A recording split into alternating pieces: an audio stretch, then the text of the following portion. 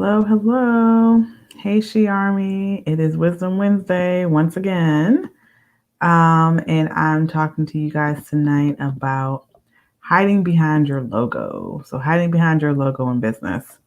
As you can see, I have taken down all of my pictures and things. So, I promised you guys last week that, I kind of said, hopefully there's no pictures and things behind me when I come back on Wisdom Wednesday for next week. So I was able to actually get some of my office packed up. So we still working on it though. Hello. Thanks for joining. My office is probably the hardest thing I have to pack. So hopefully after I'm done with this live, I'm gonna continue packing it, and then, the next time I do Wisdom Wednesday, let's see. I may be in my new office, so we'll see how that works if I have the internet set up. If not, I'll be back here for one last time. But anywho, tonight I am talking to you guys about hiding behind your logo in business, and why you should not do that. So let's get into it. I talk a lot about branding and why it's important, why it matters visually, how things look and feel, and the experience that people have with you, right? However, branding is much, much more than your logo. A lot of us, especially if we're introverted, tend to hide behind our logos, and we don't want to be the face of our brand. This was actually me for a very, very long time. I didn't want to be in pictures. I hated to be on camera. I hated to be talking. You couldn't pay me. I was like, nope, I'm not doing it. And I think for me, it really all clicked when I realized that I was building something much greater than myself, much greater than I could ever proclaim to be, proclaim to accomplish. It was, something that was living, it was breathing, it took on a life of its own, it had a soul. And I really think that your business is the body and your brand is the soul. And once I realized this, that I had built a community that was bigger than me, it was, really coming down to who is flying the plane, right? Who's in the driver's seat? Who's at the helm of the ship? Who has the vision? And that was me. And of course, I have not built by myself. I have an amazing team of women that show up each and every day. But seeing them grow and seeing them flourish is really what made me step out, and it gave me the confidence and the courage to lead and be confident in all of my brands, what they stood for, the message, the mission, the vision, the identity, and what it is that I really had to offer. So if you are building a brand, you're building a community, and people want to know the people in their community. You, as the person cultivating the community, you have to show up.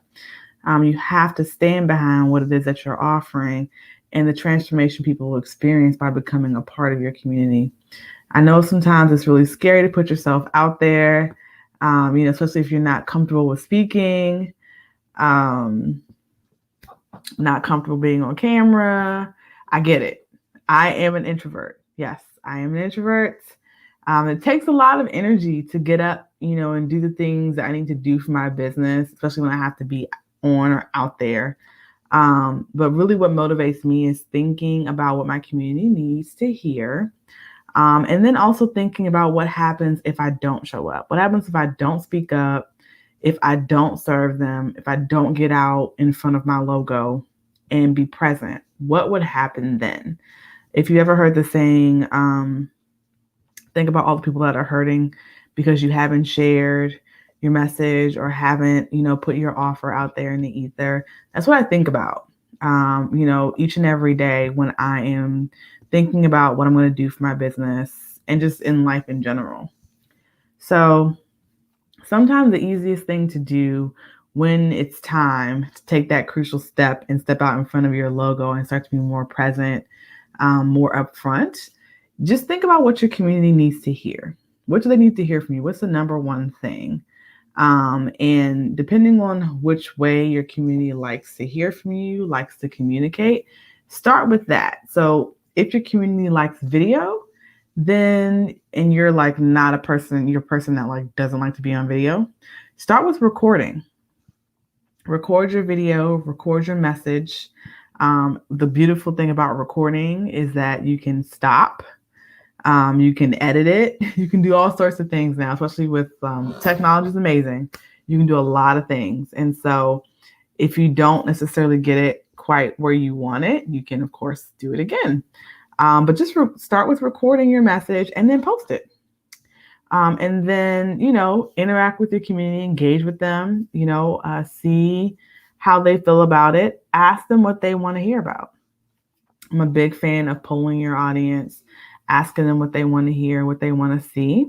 Communicate via email with them and engage that way. So like if posting a video on social media, you're not quite there yet, maybe you might try email. Maybe you might record a video and send it to them via email. Or maybe you even start with a picture of you doing something that represents the message you're trying to convey and engage with them that way. So there's a lot of different ways that you can, engage with your community. So I would encourage you to start playing around with that and see what they like to hear and what they want to hear from you. Maybe it's audio, maybe a podcast might be the way to go. So you're not visually out there, but they're at least hearing your voice. So there's a lot of different ways that you can be the face of your brand and get out in front of your logo. I think you'd really be surprised at who reads your emails, who looks at your posts, who watches your videos, and you don't even know it. I know a lot of comments I get from my clients are that nobody likes my posts, nobody's interacting with my stuff, no one's seeing it, but definitely you want to cultivate a community that will interact with you. And sometimes all it takes is you interacting with them. And don't give up, just keep at it, keep doing it. Because, a lot of times things that I'm posting, people are coming back and telling me later they listened to it. They listened to all my episodes. They binged on it. They watched a couple of videos that I put out, or my message is resonating with them. So people are listening. They are watching. Sometimes it does take a while for that engagement momentum to be built up. So people are engaging all the time. And, if people are like you, sometimes they're not going to be the first person to reach out. You're going to have different dynamics in your community. Some people are going to engage more than others.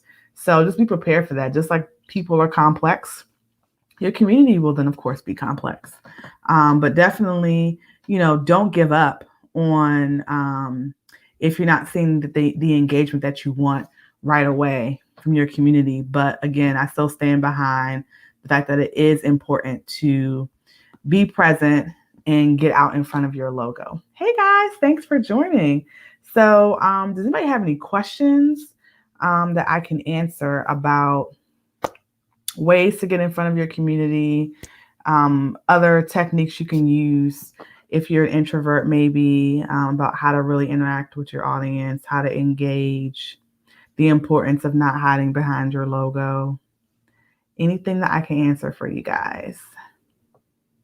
Anything at all.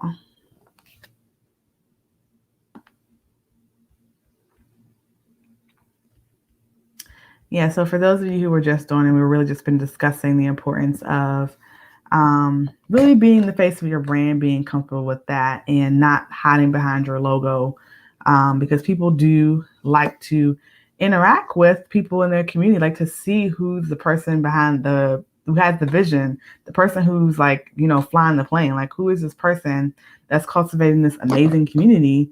And so it's important to be out there and, interact and engage with folks who have chosen to be a part of your community, your brand community, quite frankly. So I'm not seeing any questions.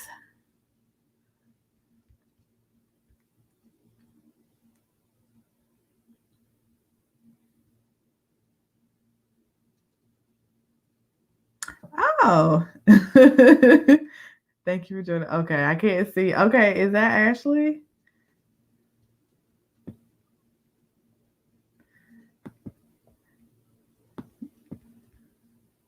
Okay, we do have questions. I'm an introvert. My business forces me to talk.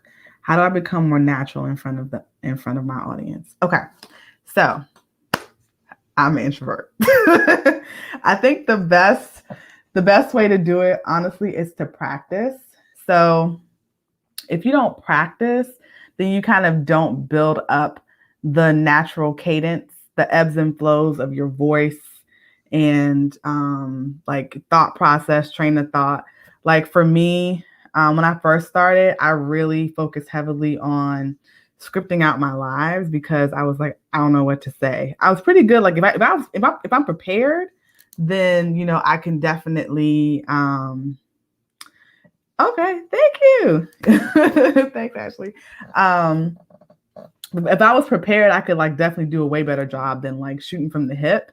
And now I've kind of like, I guess, practiced over time to where I feel more comfortable, more natural on camera. I actually love to like kind of not prepare a lot of times so that it's more natural, especially depending on like what platforms I'm on. If the person is like, I interview you, I'm not going to send the questions to you. We're just going to have a conversation. So I think the best way to do that is just kind of to start practicing. Do videos. Like I said, do videos. Like you can do videos not live and kind of just practice on camera, kind of like see, what you naturally do I talk with my hands. So like, what do you naturally do on camera? That way, because we're like our worst critic, right? So like you're kind of probably watching stuff like, oh my gosh, I'm slouching. I said this sounds weird. You can kind of pick up all those things, and then that kind of gives you your feedback you need to what you want to personally work on.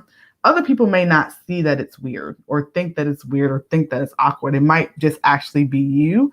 That was actually my problem. I thought I was extremely awkward. People were like, no, it's like really natural. You're doing great. Like we can't even tell you we're nervous or anything. So, I think it's mainly just actually going live and doing videos that actually have helped me. Like the more I did it, the more natural I became at it. So like I go live every week, at least once a week.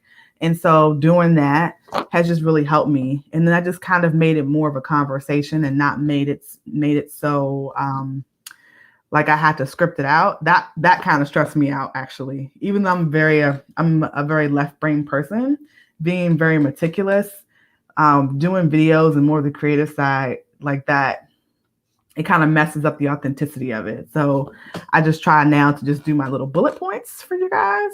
And I just kind of let things flow and talk as things come to me.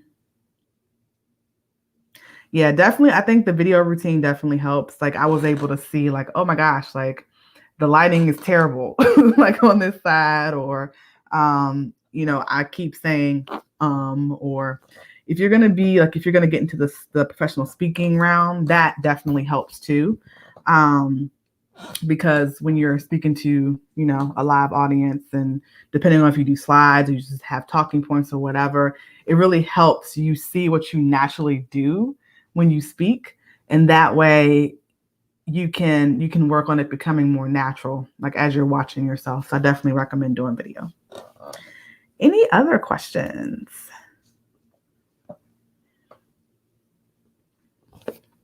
Any other questions? And Ashley, thanks for having me. We did an awesome live today on IG. The IG name is Her Millionaire Legacy, right? And I'm gonna try to drop it if I can, or you can drop it in the chat actually, Ashley, if you want, so people can follow you. But definitely, okay, yes, okay, she did. Maybe a link to it. Definitely feel free to put a link in the description. People can follow you on IG as well. They have an awesome community over there, guys. Definitely all about building legacy, wealth, just empowering women. So it was definitely a great discussion that we had on IG. Any other questions about getting out in front of your logo and not hiding behind it?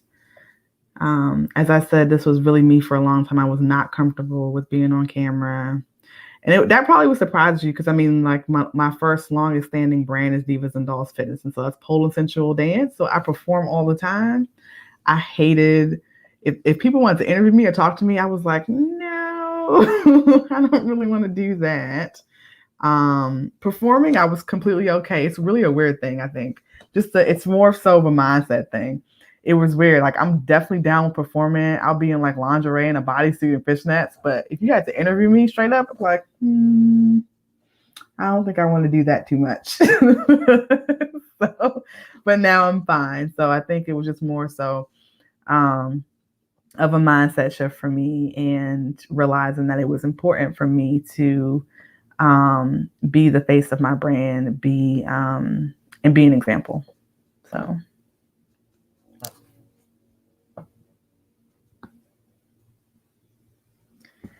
All right. Any other questions, guys? I think we got it for today. Hopefully next time you guys see me, I'll be in my new spot. That's going to really depend on the internet setup.